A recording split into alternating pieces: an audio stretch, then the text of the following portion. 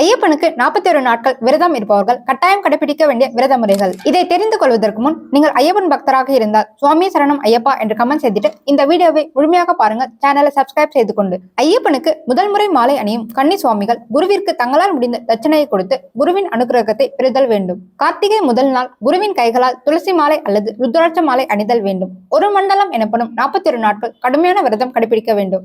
விரத காலத்தில் தினமும் காலை மாலை இரு வேளைகளிலும் குளிர்ந்த நீரில் நீராடி கருப்பு நீலம் பச்சை நிற ஆடையை அணிந்து கொள்ள வேண்டும். கன்னி சுவாமிகள் கருப்பு உடை மட்டும்தான் அணிய வேண்டும். நெற்றியில் விபூதி மற்றும் சந்தனம் இட்டுக்கொண்டு துளசி மாலை அல்லது ருத்ராட்ச மாலை அணிதல் வேண்டும். தினமும் ஐயப்பனுக்கு பால் பழம் கற்கண்டு நெய்வேத்தியமாக வைத்து சுவாமியே சரணம் ஐயப்பா என்று 108 முறை பாடி வழிபட வேண்டும். அசைவ உணவை தவிர்த்து எளிமையான சைவ உணவையே உட்கொள்ள வேண்டும். மற்றவர்கள் வீட்டில் சாப்பிடக்கூடாது. அதே போல் மற்றவர்களிடம் பேச தொடங்கும் போதும் பேசி முடித்த போதும் சுவாமி சுவாமி என்றுதான் சொல்ல வேண்டும். தினமும் வெறும் தரையில் தான் படுக்க வேண்டும். கடுமையான பிரம்மச்சாரிய விரதத்தை கடைபிடிக்க வேண்டும். திருமணம் ஆனவர்கள் தாம்பத்தியம் வைத்துக் கொள்ளக்கூடாது.